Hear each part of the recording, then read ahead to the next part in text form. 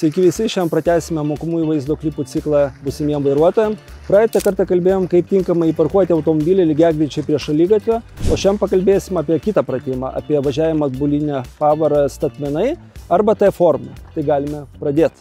Tai važiuojame dabar į T formos pratimą arba važiavimą statmenų kampu atbulomis. Tai žodžiu, šitam pratime važiuojame laikydamėsi palei kugelius arba įsivaizduokim, čia yra šaligatvio kraštas iki metro atstumu.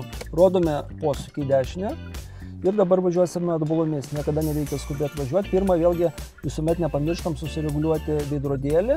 Veidrodėlis reguliuojamas lygiai taip pat, kaip ir kituose pratimuose prieš tai, kur kalbėjom, pavyzdžiui, dinaminio gabarito arba lygiagretaus parkavimo prie šaligatvio pratimas. Lygiai taip susireguliuoja veidrodėlis tam, kad matytume automobilio maždaug galinį ratą, tokiu kampu, kad matytume tą tarsi automobilio galą mūsų, kuris važiuoja.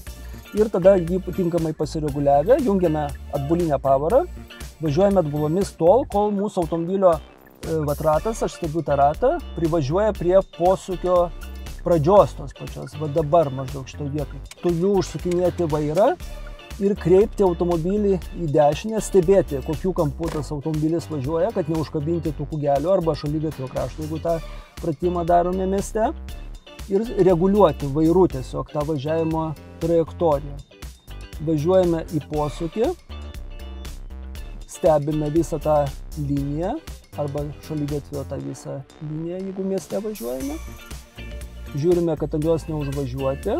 Kai būna automobilio gabaritas tiesus su šaligatvio kraštu, ištiesiname vairą, važiuojame atbulomis, šiuo atveju važiuosime iki galinio kugelio pačio paskutinio, maždaug prie jo sustosime, tada čia pusė pratimų yra. Tai dabar, kai sustojame, šitoje vietoje turi vėlgi būti nuo šaligatvio krašto arba nuo tų kugelių nedidesnis kaip metro atstumas.